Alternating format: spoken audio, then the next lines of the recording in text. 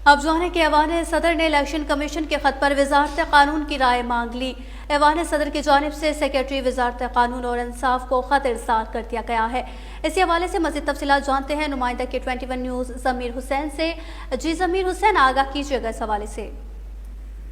जी बिल्कुल, ऐवान सदर ने इलेक्शन कमीशन ऑफ पाकिस्तान के खत पर वजारत कानून और इंसाफ की राय मांग ली है और ऐवान सदर ने इलेक्शन कमीशन के मौक़िफ़ के इलेक्शन की तारीख देने का इख्तियार सिर्फ इलेक्शन कमीशन के पास है पर राय मांगी है। और ऐवान सदर ने सदर मुमलिकत से कल के खत के जवाब में इलेक्शन कमीशन के मौक़िफ़ पर जो है वो राय मांगी है। ऐवान सदर की जानिब से खत वजारत कानून और इंसाफ के सेक्रेटरी के नाम जो है वो लिखा गया है। और इसी हवाले से अगर बात कर दी जाए तो आज इलेक्शन कमीशन की जानिब से जो है वो बकायदा तौर पर सदर मुमलिकत को जो है उनके खत का जवाब जो है वो भेजा गया था। और आज बकायदा तौर पर इलेक्शन कमीशन में जो है इलेक्शन कमिश्नर की ज़ेर सदारत इजलास भी हुआ था, जिसमें उनको उसके जो कानूनी माहिरीन है उनकी टीम ने मुशावरत के बाद उनको कहा था कि इंतखाबी एक्ट की मंजूरी के बाद आपसे मुशावरत की जरूरत नहीं बनती, तो आपकी तरफ से जो है वो जवाब दिया जाए। तो इलेक्शन कमीशन ने मुल्क में आइन और कानून के मुताबिक इलेक्शन कराने का जिम्मेदार है, ये चीफ इलेक्शन कमिश्नर की तरफ से कहा गया था। और उसके बाद फिर इंतखाबात की तारीख मुकर्रर करना इंतखाबी एक्ट के तहत इलेक्शन कमीशन का इख्तियार है, ये खत का जवाब दिया गया है। जिसके बाद सदर मुमलिकत डॉक्टर आरिफ अलवी ने जो है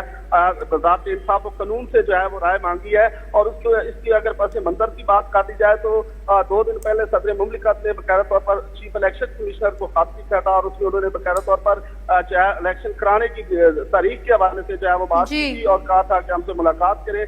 यही वजह है कि आज उसके जवाब। बहुत शुक्रिया ज़मीर हुसैन, आप हमें तफसीलात से आगाह कर रहे थे।